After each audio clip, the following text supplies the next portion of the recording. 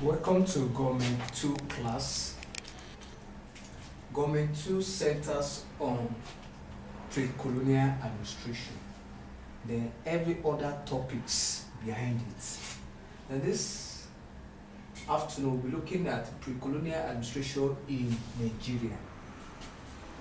The word pre simply means before. That is before colonial administration. So that is what we'll be looking at. The word colonial simply means subjugation. It is subjecting the nation, and so on and so forth. So we'll be looking. Then before the coming of the colonial masters,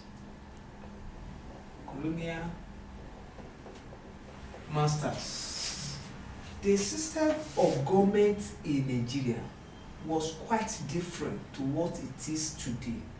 If you should go into comparative analysis of the government then and the government now, or of the administration then and the administration now. Before the advent of the colonial master, the system of government in Nigeria was basically monarchical system. Monarchy system of administration. And when we talk of monarchy system, it is a system of government or administration or rulership where a king or queen rules. And at that time also there was something like Nigeria.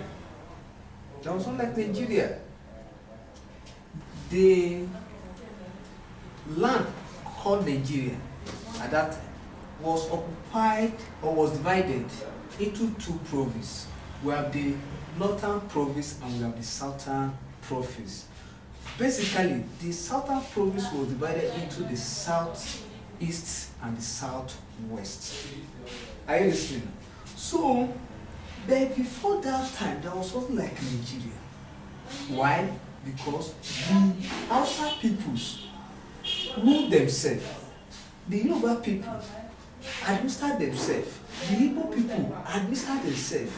Bringing these three systems or these three major regions together, the system of government that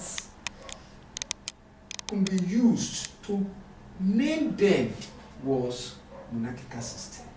Because in the west, the Oba rule. In the east, the Obi or Opera rule or administered. While in the north, the Emir administered the north. Are you getting it now? So there was something like Nigeria before the colonial master came. So the name Nigeria came into being or into existence at the advent of the colonial masters. As a matter of fact, Flora named Nigeria, who later got married to Lord Frederick Lugard. And that happened during the colonial era, when Nigeria and other African nations were colonized. Are you getting it now?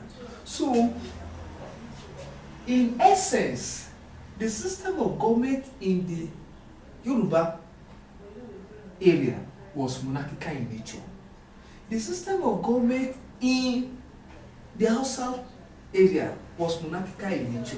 The system of government in the east or by the Igbo people was also monarchical in nature, but different concepts define them. In the sense that the Yorubas operated what we call constitutional monarchy, while the Hausas operated what we call absolute monarchy. Then In the East, it was a relative republican system or acephalous system. And that's why Professor Fagg, an historian, consider the Igbo political system before the coming of the colonial master, and he named that system as a phallus system or as a phallus society.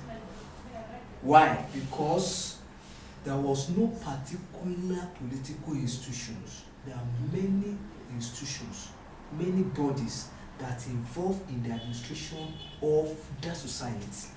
Unlike in the West, where the Oba has his constitutional rule, the Oba Alaafin of Oyo or Oni of Ife, then the chiefs, then Baale and its entourage, they have their constitutional rule. They will talk about the warlord and so forth. Then in the north, the emir happened to be the chief ruler, the absolute administrator, the sole ruler of the society. So this was the system of government that was in place before colonialism came into Africa, or before Africa was colonized in the 19th century. So we are going to stop here. We're going to look at colonialism and the effect of colonialism in our next class. Thank you.